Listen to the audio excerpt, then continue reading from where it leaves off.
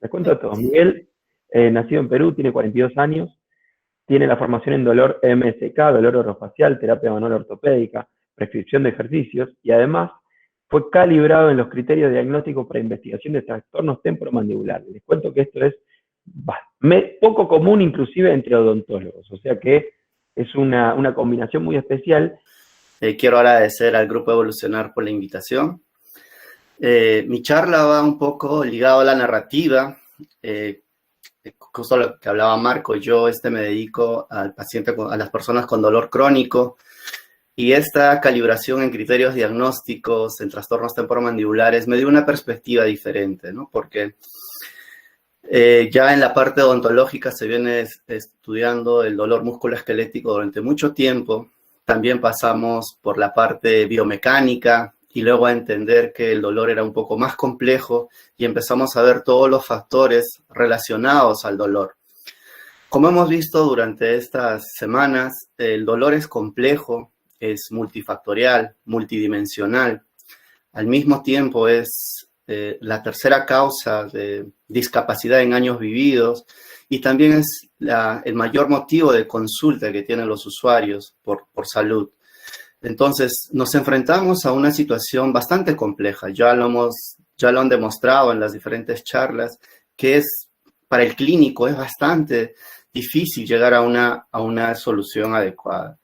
Y lo primero que quiero decir es que me gusta esta frase del 2015 que dice: las terapias actuales disponibles para el tratamiento del dolor persistente todavía están asociados con la disminución del dolor y básicamente con la intensidad del dolor, y no aborda los mecanismos subyacentes. Y la charla pretende ir justamente en esa condición, ver qué factores subyacentes están relacionados al dolor. Entonces, necesitamos ver a la persona y no a la patología. Cuando nosotros hablamos de un sistema biológico o en un sistema biológico, un solo factor nunca puede conducir a un cambio clínico. Estos factores se van a sumar en el organismo, pero el organismo tiene esta capacidad de adaptación, que a través de la historia personal, a través de la forma como enfrenta las vicisitudes, este organismo va a reaccionar en consecuencia. Pero cuando esta adaptación es vulnerada, esta adaptación es violada, pierde la capacidad, se generan los cambios clínicos. Y es aquí donde tengo que detenerme, porque cuando nosotros tenemos a una persona en la clínica, normalmente nos gusta etiquetar, nos gusta dar diagnósticos, nos gusta ver que todo esté dentro de lo normal, dentro de un parámetro ideal. Hay que darnos cuenta que el sobrediagnóstico también nos genera sobretratamiento. Entonces, hay que entender que el organismo, el ser humano, tiene altas y bajas, que no es una línea horizontal en el tiempo. Entonces, identifiquemos estos factores como los factores que generan condición clínica. Y normalmente cuando estamos en la clínica, tenemos un razonamiento clínico muy rápido. Preguntamos a la persona con dolor, generalmente la intensidad, hacemos una evaluación clínica, luego de esta evaluación clínica generamos un diagnóstico. Quizás esta premura en el razonamiento clínico nos conduce a un error. Quizás estamos pasando algunos mecanismos que son interesantes en la persona para la persistencia o el desencadenamiento del dolor. Entonces, lo que se propone es que si una persona viene a consulta, primero investigar acerca de su historia, a la historia personal, a la forma como procesa la información, a los pensamientos negativos, a las cosas que le han dicho, los tratamientos previos, investigar un poco los factores emocionales, la calidad de vida que lleva, la educación, y todo esto dentro de un contexto y un tiempo determinado. Y siempre enmarcado un enfoque biopsicosocial.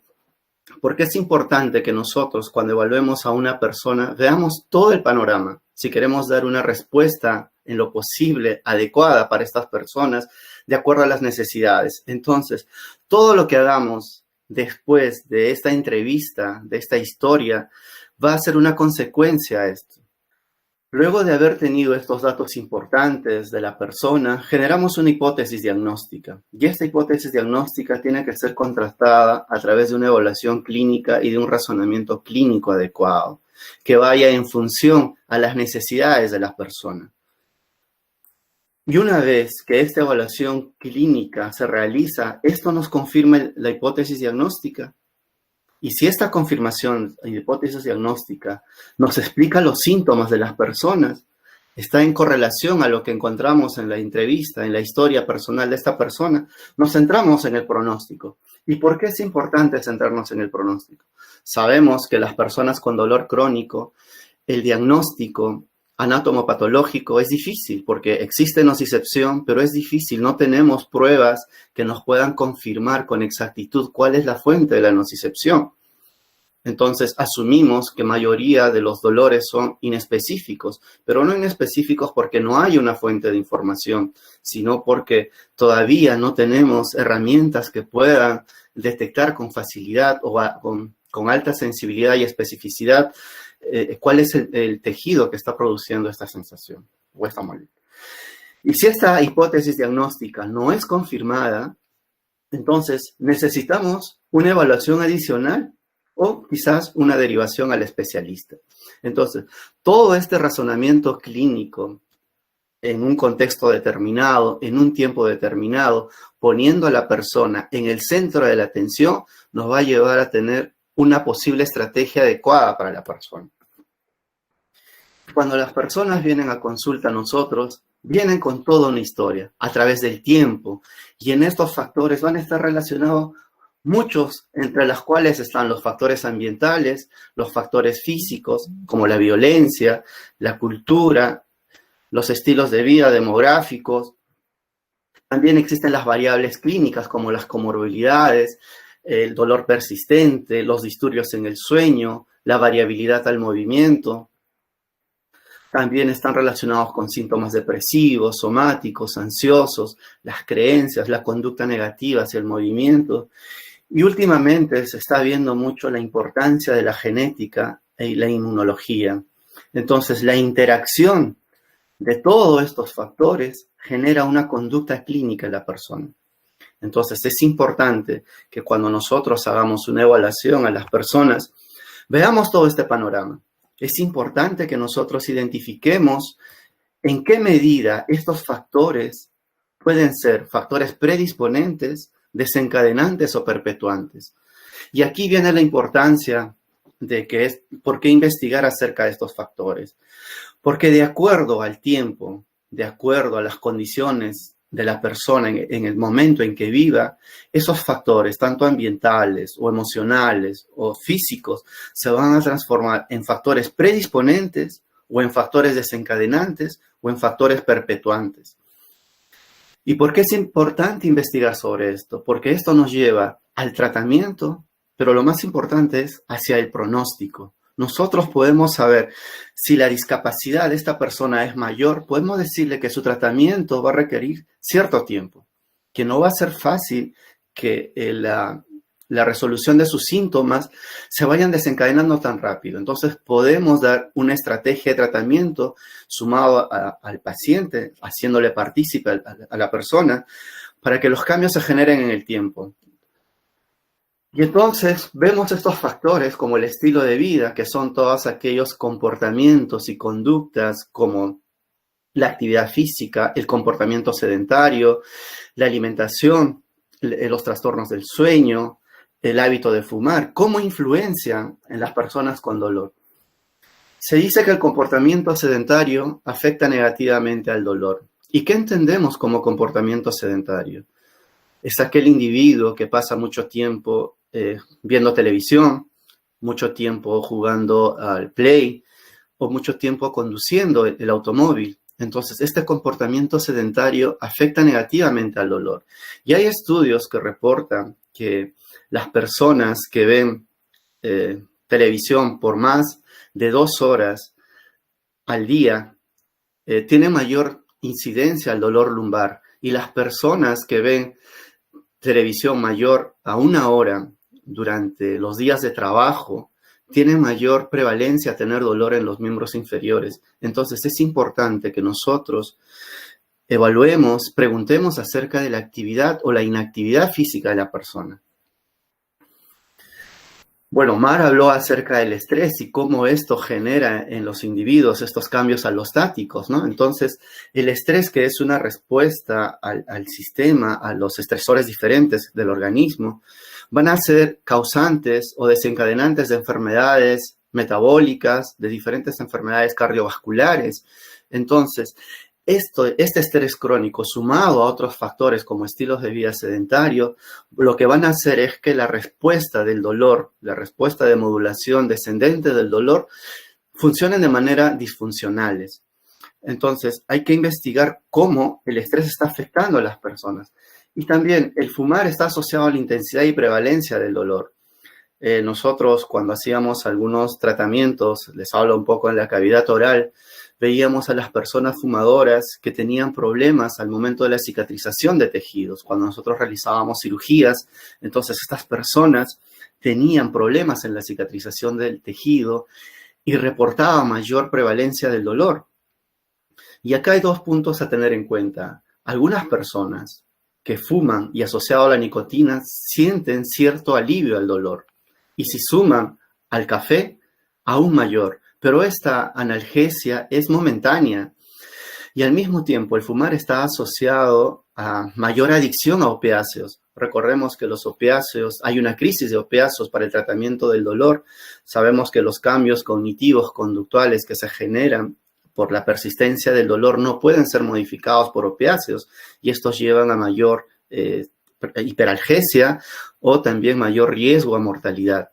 Entonces, estas personas que fuman tienen este comportamiento. Además, las personas que han dejado de fumar, que hicieron una terapia para dejar de fumar, tienen en el tiempo mayor sensibilidad al dolor. Por eso es que hace difícil en estas personas dejar el hábito de fumar. Y la obesidad, esta nutrición inadecuada, sabemos que la obesidad aumenta el riesgo a muerte. También relacionado al dolor, aumenta la prevalencia al dolor persistente. Se ha notado que el tratamiento de ejercicio, de educación, sumado a una modificación en los hábitos alimenticios en personas con dolor de rodilla, tienen mejores resultados. Y también hay una relación entre obesidad y sueño. El sueño es algo, ahora que lo vamos a ver, el sueño es tan importante en el organismo. ¿Por qué? Porque el sueño cumple la función de mantener procesos fisiológicos normales corporales. El sueño, si nosotros queremos definirlos, es el estado de calma del sistema nervioso central, de los músculos, de los huesos, y permite la recuperación del sistema inmunológico, del mismo sistema nervioso central. Entonces, cuando nosotros nos acostamos por la noche y tenemos una actividad hacia el día siguiente, nuestro cerebro en el sueño predice el movimiento.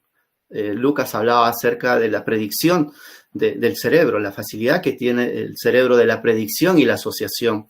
Entonces, las personas, cuando nos acostamos en la noche y tenemos que hacer una actividad, esta actividad se va generando en el cerebro, se va anticipando. Y las personas que duermen bien, al día siguiente pueden realizar estas actividades sin ningún problema, sin demasiado gasto energético. Pero, ¿qué pasa con las personas que tienen interrupción en el sueño? Esta actividad va a hacer que demande mayor actividad, de mayor concentración y genera un mayor cansancio y por ende una fatiga.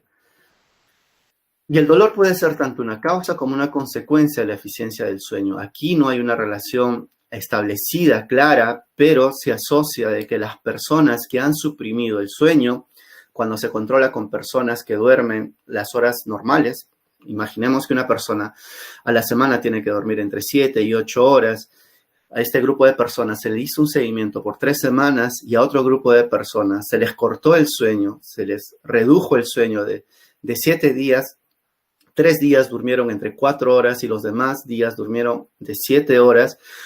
Pasado las 3 semanas, cuando se les hizo la evaluación, las personas que habían tenido reducción en el sueño tenían mayor sensibilidad al dolor.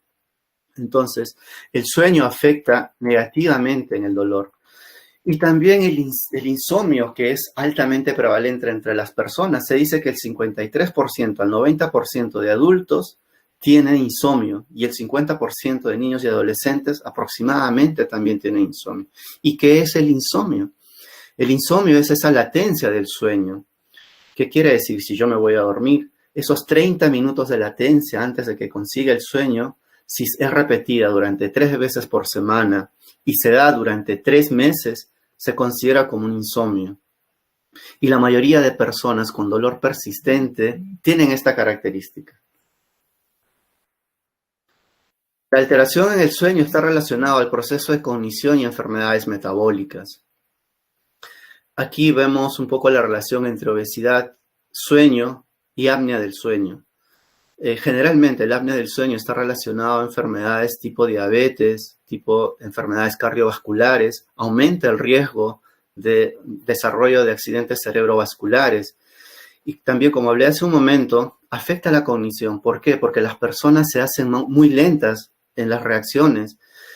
Durante el trabajo, las personas que están enfrentadas a situaciones de estrés, a situaciones de peligro, generalmente cometen accidentes. Hay varios estudios que demuestran que los conductores que tienen sueño alterado son más propensos a tener accidentes movilísticos. Entonces, es importante que nosotros evaluemos en las personas. Hay un estudio de una odontóloga que es especialista en sueño en Canadá que habla acerca de las adenoides hipertróficas, que estas producen pérdida o enlentecen las habilidades de los niños. Entonces, es importante que nosotros evaluemos el sueño. Las quejas del sueño están presentes en el 57-88% de los trastornos persistentes. Y otro aspecto a tener en cuenta son los factores afectivos. Y estos están relacionados a los índices de afecto negativo. ¿Y qué son los índices de afecto negativo? Son todas aquellas características, comportamientos, actitudes como los síntomas somáticos, síntomas depresivos, ansiosos, catastrofismo, todos estos índices negativos que están relacionados al dolor. Y estos van a afectar de manera importante en la persistencia o el desencadenamiento del dolor. Cuando hablamos acerca de los síntomas somáticos, se ha observado, al menos en los estudios que relacionan a dolor orofacial, a fibromialgia, a dolor pélvico crónico, a dolor regional complejo, que los síntomas somáticos son los factores más importantes en la predicción del dolor. Normalmente, que una persona con ausencia de dolor y con altos índices de somatización van a generar dolor a futuro, o van a tener mayor sensibilidad de generar el dolor a futuro. Entonces, la somatización es un indicador de este desencadenamiento del dolor. Y otro tema a tener en cuenta, otro síntoma, es el síntoma depresivo. Los síntomas depresivos lo que hacen es alterar el proceso de modulación descendente del dolor. Además de esto, en las personas crea una respuesta de incertidumbre, de mala aceptación hacia el tratamiento. Son personas que no creen en los tratamientos, son personas que tienen sus expectativas hacia el tratamiento son muy bajos. Entonces, cambiar estos hábitos, estos síntomas somáticos es importante. Sabemos que el dolor persistente requiere de la transdisciplina. Entonces, si nosotros identificamos a través de cuestionarios que estas personas tienen altos índices de somatización o depresión, es mejor derivarlos al psicólogo o al psiquiatra para que tengan el tratamiento adecuado. ¿Y por qué es importante que nosotros identifiquemos que identifiquemos rápido estos factores? Porque aumentan la probabilidad de transición del dolor agudo al dolor persistente. Entonces, esa es la importancia de la identificación de estas banderas amarillas en el momento en que nosotros realizamos la investigación. Y también, así como el afecto negativo perjudica a las personas, el afecto positivo y el optimismo también se asocia con menos dolor y disfunción. Y aquí es importante cuál es la labor del clínico. Nosotros en la entrevista tenemos que generar esta alianza terapéutica adecuada, con palabras adecuadas, sin generar nocebo, con optimismo, dándole la oportunidad a la persona de la recuperación. Normalmente, cuando las personas vienen a nosotros por consulta, esperan que el profesional haga todo el tratamiento, que toda la rehabilitación sea trasladada al profesional, pero nosotros tenemos que incorporar a estas personas en el tratamiento. Y es importante, Adrian Lu decía que acerca de que las personas necesitan ser parte del proceso, pero a veces los clínicos hacemos que las personas salgan de ese proceso. ¿Por qué? Porque nos sentimos los superhéroes, creemos que nosotros somos los responsables de la modificación de los síntomas de las personas. Y otro factor en cuenta que tener son los factores demográficos. Hace un momento hablaba con Mar acerca de que yo en mi práctica clínica veo ahora personas con menor edad.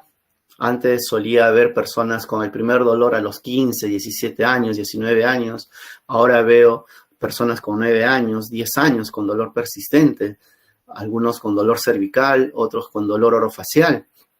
Entonces, la edad juega un papel importante. Sabemos que no existe una gran información acerca de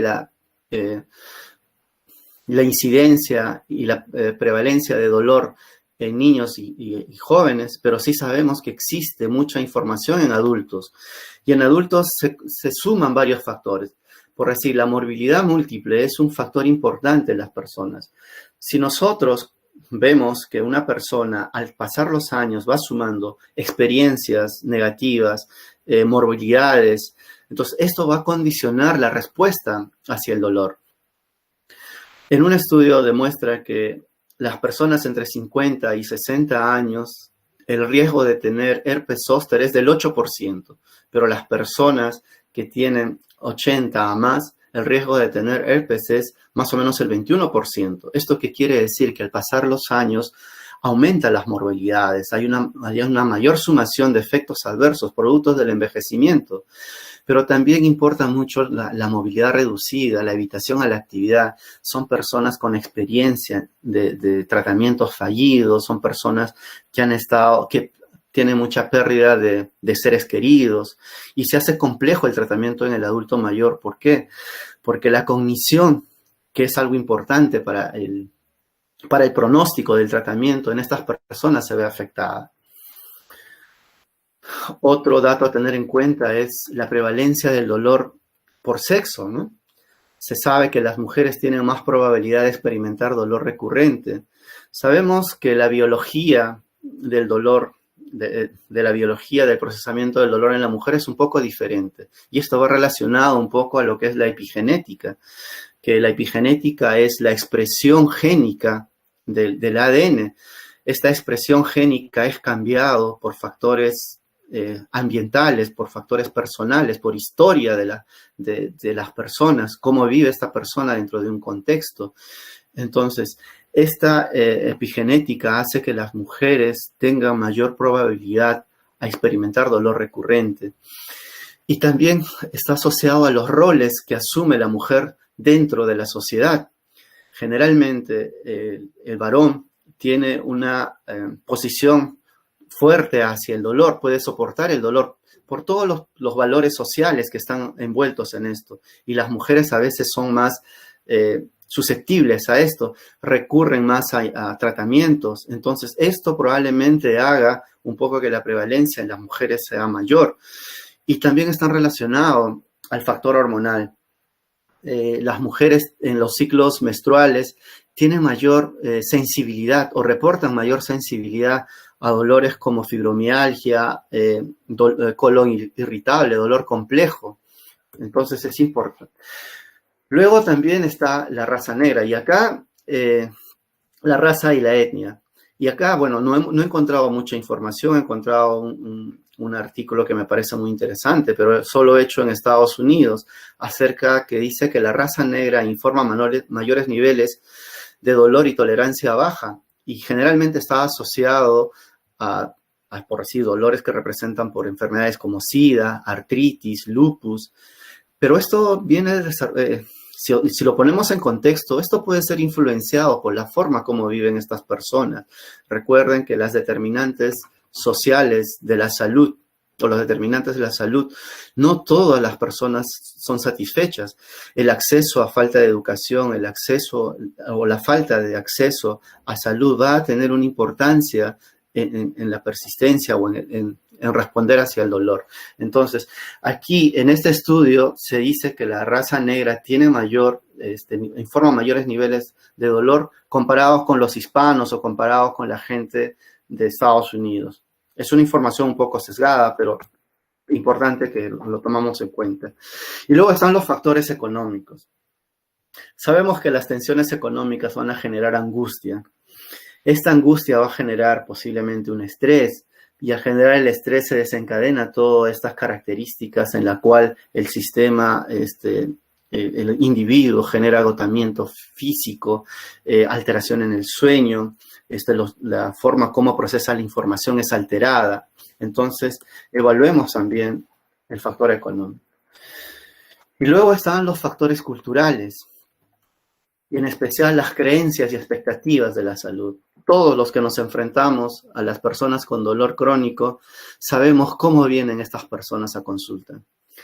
Generalmente son personas que han tenido tratamientos fallidos, están medicados con opiáceos y tienen muchas creencias negativas acerca de su dolor.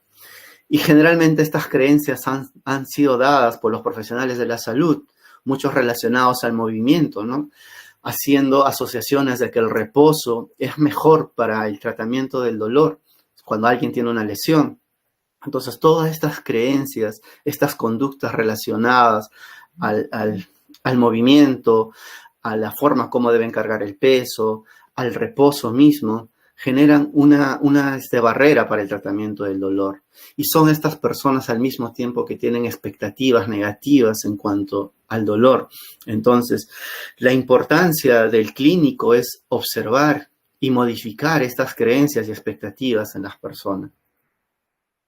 Y el nivel cultural puede influir en la aceptabilidad y adecuación de los tratamientos diseñados para impactar los cambios cognitivos y de comportamiento. Sabemos que las personas con mayor educación tienen mejor cuidado sobre su salud, y esto por el acceso a que tengan a servicios de salud o porque tienen mejor conocimiento, mejor información acerca de sus condiciones.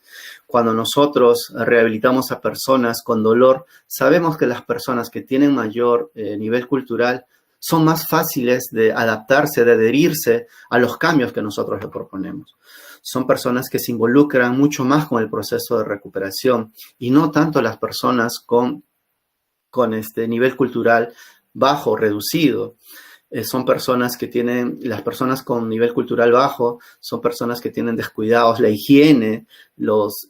Ahora mismo notamos en esta pandemia, las personas que no tienen la conciencia misma de la enfermedad, no tienen los cuidados necesarios. Entonces, la educación juega un papel importante, tanto en las creencias también, y para el tratamiento del dolor.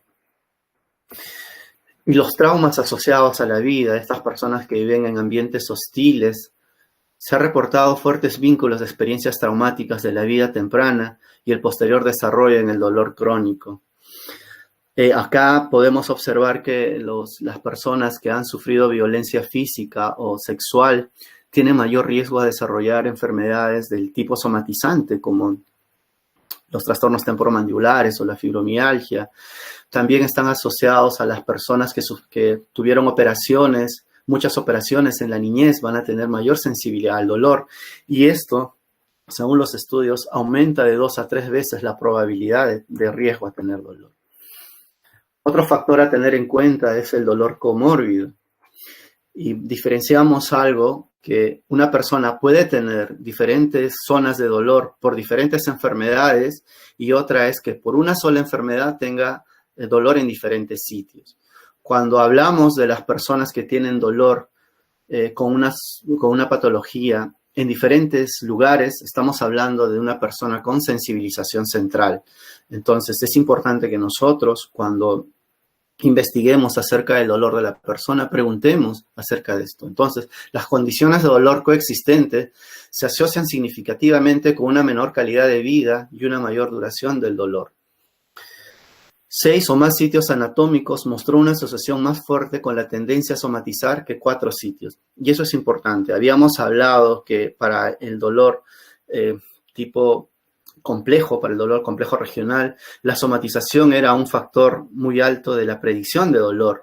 Y aquí se observa esta tendencia, que 6 sitios o más muestra una mayor tendencia a somatizar. Y acá hay un dato curioso, ¿no? Que las personas que tienen una patología preestablecida o una patología preexistente tienen menor índice a somatizar. Entonces, los índices de somatización son importantes que nosotros evaluemos. ¿Por qué? Porque el 40% de personas con dolor lumbar refirieron, además de tener dolor lumbar, refirieron dolor en el cuello y dolor dorsal. Y también mayor del 50% de los pacientes con trastornos temporomandibulares presentan generalmente cefalea, migraña, dolor de cuello, dolor en extremidades y dolor lumbar. Entonces, el dolor comórbido está muy asociado a las personas con sensibilización central. Y ahora se está investigando mucho acerca del factor, qué influencia tiene la genética y la inmunología en las personas con dolor persistente. Nosotros cuando evaluamos a una persona, evaluamos en sí el contexto, evaluamos los factores que están condicionando y a veces asumimos que no hay nada que genere en el tejido una nocicepción en el tejido y asumimos que todo es producto de una respuesta del cerebro, pero para que el cerebro tenga una respuesta tiene que tener una información. Entonces la parte biológica quizás no debemos dejarlo de todo de lado, sino que hay que tener una importancia y esto demuestra un poco la genética. Las contribuciones genéticas del dolor se complican por la existencia de múltiples fenotipos del dolor y eso es importante. Cuando los investigadores están dedicando tiempo acerca de las contribuciones genéticas, se toman con dos disyuntivas o con dos problemas esenciales. Que hay algunos genes que están relacionados, por decir, si hablamos de la artritis reumatoidea, hay algunos genes que van a estar asociados a la degradación del tejido, pero al mismo tiempo va a haber algunos genes que van a estar desarrollados, que van a generar sensibilidad al dolor. Entonces, esta complejidad hace que la información que tenemos acerca de la importancia de la genética en el dolor persistente todavía no sea clara. En algunos estudios de gemelos se han reportado la heredabilidad que van del 52% al 68% para el dolor lumbar y del 35% al 68% para el dolor de cuello. Hace un momento les hablaba acerca de la epigenética, ¿no? Esto es justamente lo que explica esto, que padres con dolor, con sensibilización central, pueden los hijos tener también dolor asociado. Entonces, esta epigenética es cambiable, es heredable, pero al mismo tiempo, esta epigenética tiene una alta plasticidad que puede ser modificada si es que hay una intervención adecuada por parte del clínico. Y hay dos genes que están relacionados mucho acerca del dolor. El gen SCN9A, que vienen a controlar las entradas y salidas de sodio cuando nosotros tenemos un potencial de acción, cuando se genera un potencial de acción. Cuando esta organización o este control del canal de sodio es alterada por una información constante, por una injuria permanente, esta información va a ir hacia el cerebro, una información constante, permanente, y esto estaría generando una sensibilización periférica, asociado a la liberación de hidrogeniones, de sustancia P, de histamina. Entonces, este gen, cuando es alterado, o la epigenética de este gen, cuando es alterado, produce estos cambios a nivel periférico y esta sensibilización periférica va generando una información constante al cerebro en la cual el cerebro va a generar una respuesta a mayor escala y entonces empieza a tener comportamientos de sensibilización central. Entonces, la investigación que está tomando en cuenta, tanto para el tratamiento farmacológico y para mejorar nuestras intervenciones en personas con dolor crónico, entonces tenemos que darle una mirada a estos genes. Y otro gen que está relacionado al dolor es el COMT, que está relacionado a la enzima catecol o metiltransferasa. ¿Y qué importancia tiene esta enzima? Esta enzima está encargada de la segregación de dopamina, de serotonina, entonces ayudan al procesamiento del dolor. Cuando hablábamos acerca de la prevalencia de dolor en mujeres, algunos estudios han reportado que este gen es alterado en las mujeres.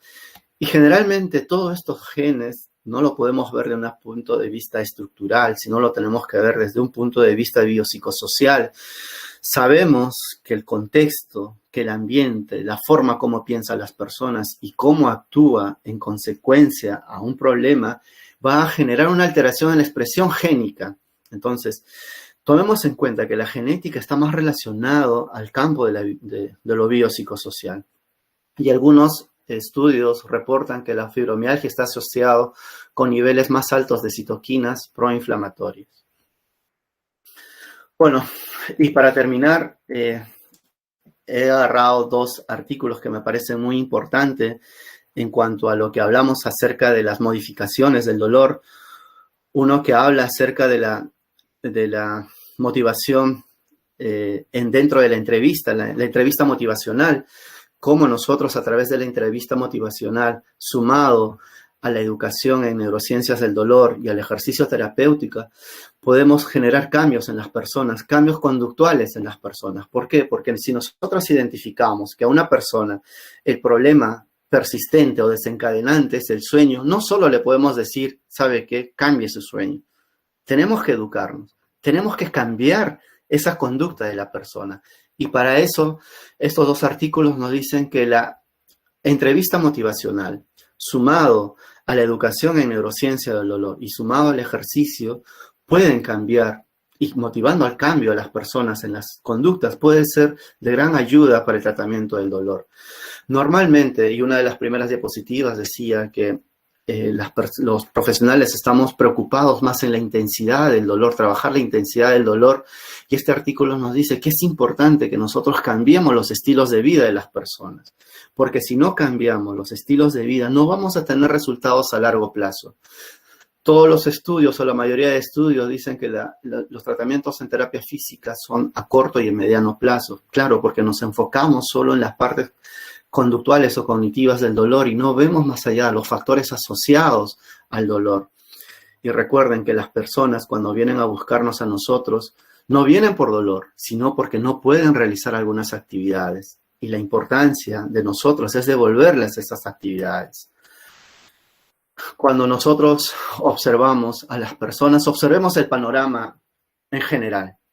Mostrémosles la fotografía en general a la persona, sabiendo que el camino puede ser difícil, que la escalada a la recuperación tome un cierto tiempo y algunos momentos vamos a tener caídas y subidas. Entonces mostrémosles el panorama completo y de una perspectiva de la abstracción del clínico, quizás salirse de ese cuadro, quizás dejar sus sesgos de preferencia en tratamiento, sus sesgos de acuerdo al razonamiento, en buscar la causa del problema en esta persona, centrarnos en el diagnóstico. Entonces, quitándonos todo esto, proveéndole a las personas la seguridad, se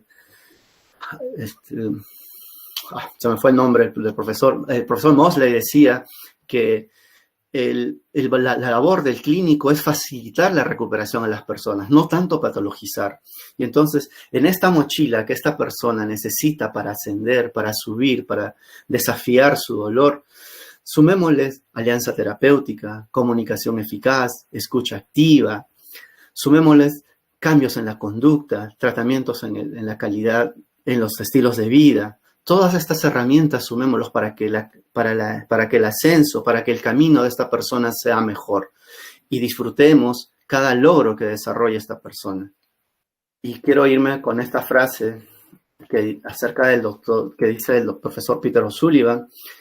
Creo que es importante comprender que no es posible erradicar el dolor de la vida de las personas, pero es absolutamente posible proporcionar estrategias para llevar a cabo sus vidas de manera muy normal para que el dolor no lo interrumpa. Entonces, quizás nuestro objetivo no es cero dolor, sino mejorar la resiliencia de las personas y que a través de tener una condición pueda tener una vida adecuada. Muchas gracias.